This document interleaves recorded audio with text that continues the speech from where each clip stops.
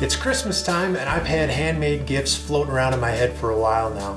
So I took some inspiration from my custom motorcycle shop, Voodoo Choppers, and decided to build wooden custom motorcycles.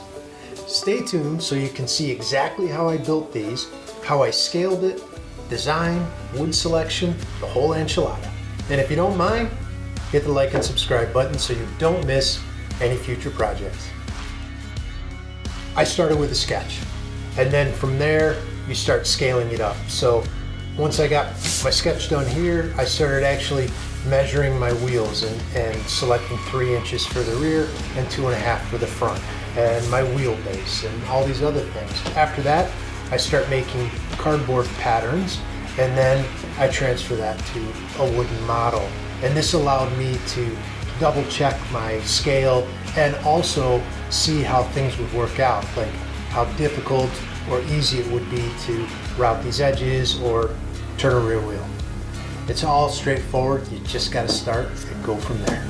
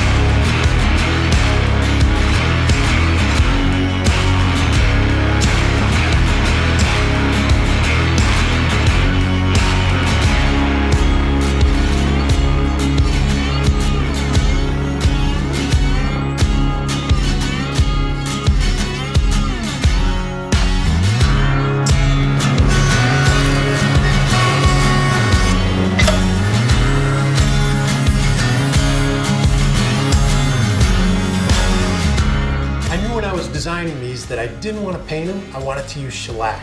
So choosing different types of wood was going to be fun and show a lot of contrast in the design. So in this model, I used walnut for my tires and the center section of the fuel tank and the neck.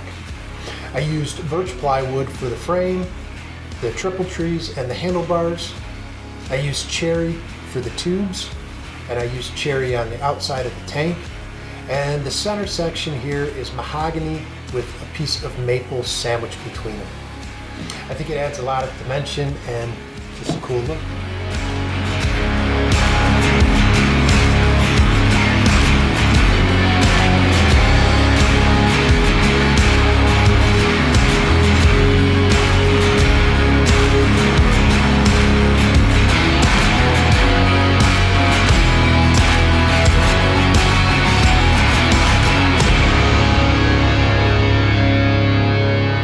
For the middle section of the motorcycles, I sandwiched a thin piece of maple between 2 thicker pieces of mahogany.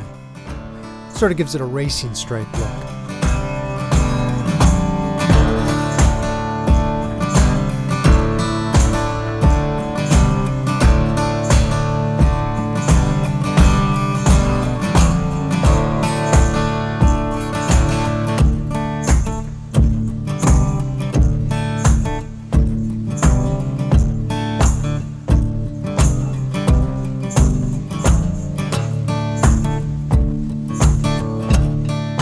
Once I had the pucks cut out of walnut, I drilled evenly spaced holes around the inside so that after they're turned, the wheels will have a machined look.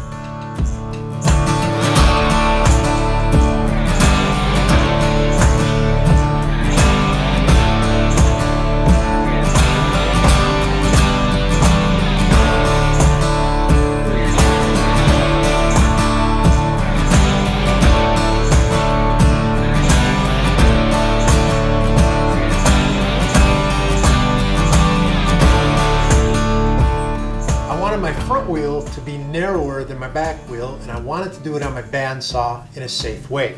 So I came up with this fixture right here, nice and easy. You put the puck in there, put the gate over it. I'd usually put cardboard behind it to pin it, run it through the bandsaw, and now I have my final dimension to take to the lathe.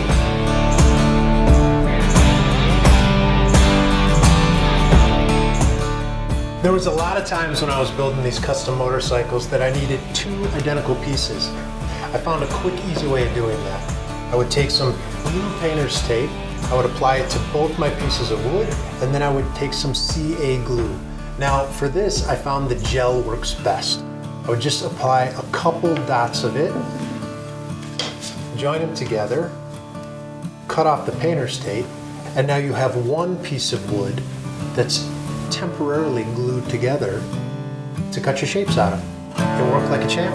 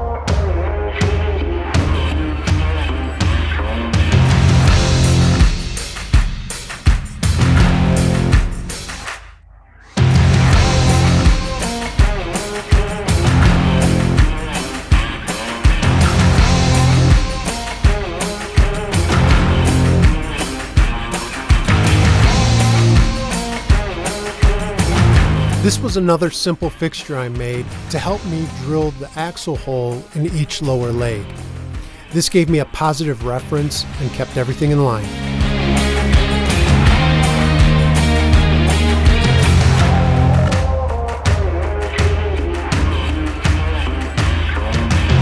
Before I made the gas tanks, I did a little pattern out of cardboard.